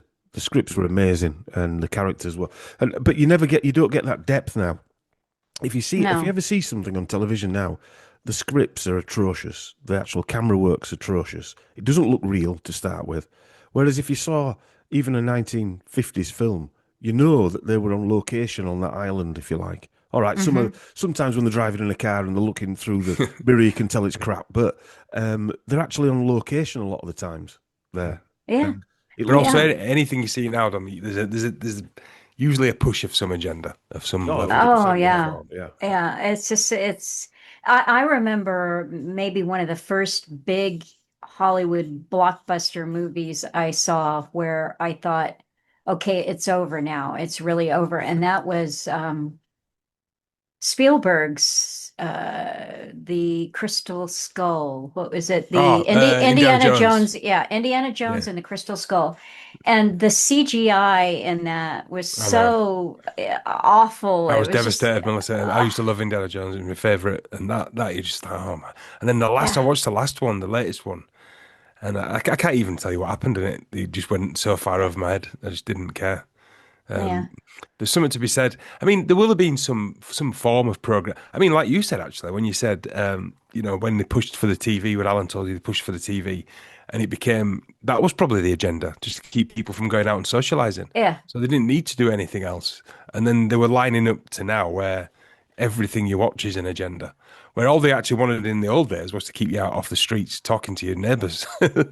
And then, Well, I mean, and there's a distinction between the television and the film too, and I am not going to look at it with rose-colored glasses because it absolutely was part of a culture war. And if you yeah, look at it, particularly what they call the pre-code movies, there's some pretty shocking things that happen in those pre-code movies, and even what is that classic Christmas one that they show all the time with Jimmy Wonderful Life. Stewart? Wonderful Yeah, it's Life. wonderful. I mean, there is when you look at it with your eyes open and you go, "Oh, wow, look what they were pushing then." Mm. And you can do that with television and film so that you always see, okay, yes, there was, but when you compare it to anything that they've done post, say, Mm. 1980 or 85, it's just a whole different world. Mm. It really is. But I guess that's how it's done, right? Mm. Incrementally. But it Yeah. also traps you with the nostalgia trap, doesn't it? You look back and you think Yes. everything's better then, but that's how they trap Yes. you. And Yeah. from your childhood memories and things like that, they even hmm control those. hmm Well, and William Cooper talked about that, and Mm, Alan did too. But William Cooper would say, Where do you want to go back to? What mm, is it that you're trying to get back? You know, people say they want to get their country back, but what are you trying to get back? mm. Mm. You have some nostalgic idea of what it used to be like, and if only and so what you're really saying is I don't care what's happening now. I don't care how degraded it gets for people in the future. I just want to go back to this safe place, whatever that safe place is. And You've not you got know your MAGA that hat then. You've not got your MAGA hat. Chris- Because what it should say is MAGA when? Make a back to when? That's what it Yep. should It's say. true. It's true. I Which mean, where do you want to go? First World World War War or Two, Second World War? World War Yes, Vietnam, yes, Vietnam, yes, Vietnam. yes, yeah. yeah. That's it. Lebanon. That's it. Which one do you want to Yeah. go to? Uh, Yep. I mean, Alan was so great at pointing out, you can take anything and put it under this lens and then dissect it. Is it race relations? Is it gender relations? Is it class warfare? Whatever it is, you can put it under that lens, and he'll show you um, okay, you think white people had it so much better than, black people. All right, well, let's take a closer look at that. Oh, so men are the problem, yeah. the masculine toxicity, male toxicity. Okay, that's the problem. No, let's look and see how men were treated historically. Yeah. So it's all stories that were told and then they're repeated and then everybody is saying, oh yeah, that's the problem. The problem is all men. No, the problem is all white men. And it's I don't know where we fit in then. But if you think about it, even the masculine part, right? Everyone say, even the anti-woke agenda people want to go back to this masculine man. But even they were agenda, they were part of an agenda because you had to think you yes, were masculine to run into machine gun bullets out of a trench blindly at World absolutely. War One. You Yeah. know, so that ain't the answer either.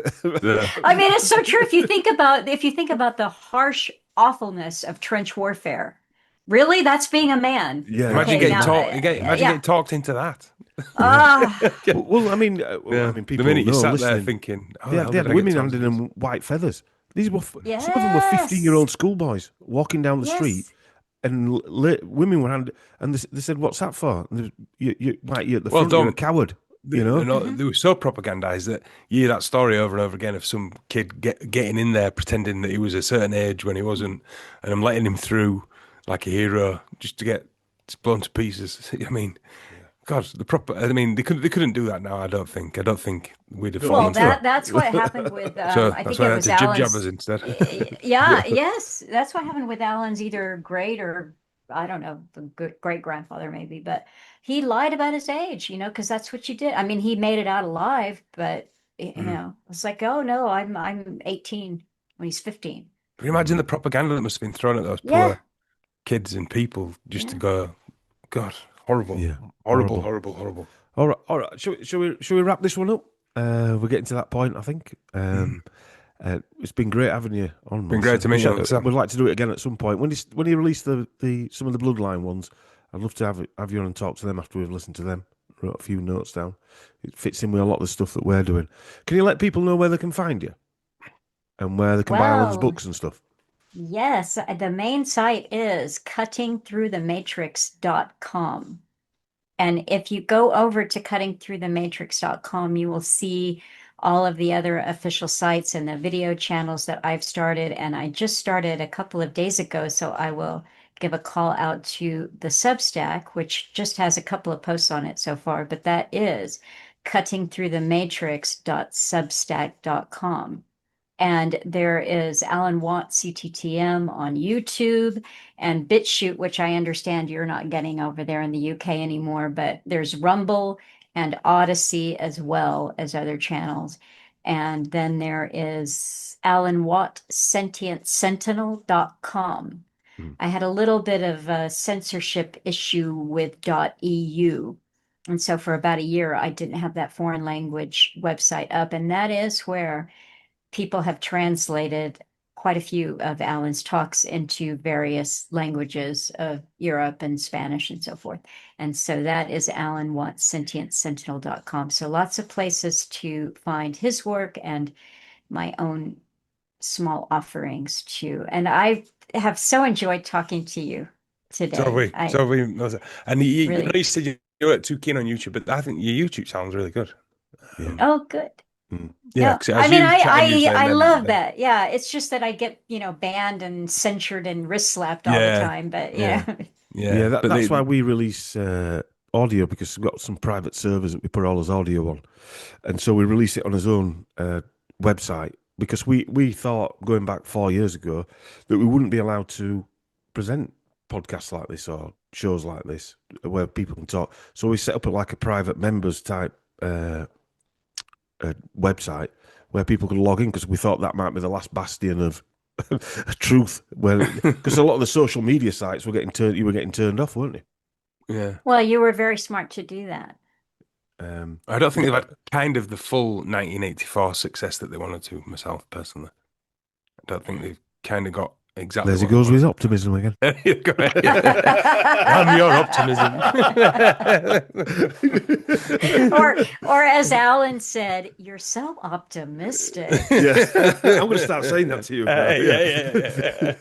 I'll say it in a Scottish accent though. You've given Yeah. him more Yeah. ammunition against me. Yeah, You're and so I'll optimistic, I'll put some swear words at the end of it as well. 'Cause, yeah, okay, Melissa, thank you very much. We'll get Thank Melissa's you. links and stuff like that. They'll be in the show notes, so please go over to a YouTube channel or go on to cuttingthroughthematrix.com to see any new updates. And I think all Alan's books are on there, aren't they? Yes, They're they still available. are. They're all available, and I love sending them out. And the latest thing that I've done is I've taken all of his audio talks and put them onto 7 flash drives. So before, if you collected all of his talks in CD form, there would be 65 of them, and it would have cost you $2,600. And after he passed away, I just cut the price of those CDs in half. And so that was great. But then I'd always wanted to offer them as flash drives. So they're beautiful and they're a quarter of the price they used to be. So that's my latest thing with Fantastic. his work. So Brilliant. Thanks for keeping everything going, really, because it must be difficult. You've lost a lot, but I suppose keep that energy going is part of. But also, there's a brand new crowd from 2020. Yes, there is. Yeah. Well, and you know, the main thing is I love Alan Watt. I Yeah. just love that man, and I always will. And so it's a complete labor of love. Yeah, his work's very appreciated. I know when we put the videos up there, people do comment how much he helped them, and many people. It's uncalculable, really, how many people he Yes. probably helped. Yes. And he probably didn't know either, or probably wasn't interested. In the nicest possible sense, yeah. Yeah. He was going to do it out, you know, regardless of the criticism or the love that came his way. He was just going to do it. So it was his own must be. Yeah. That's good. Yeah. Okay then, Melissa, let's go. Otherwise, we will be here all night. All right. Thank you. All right. Thanks for Cheers, joining Melissa. us, everybody. It's been a great chat again, as usual. If you join us for part 2, we'll see you there. If not, we'll see you next time. Bye. But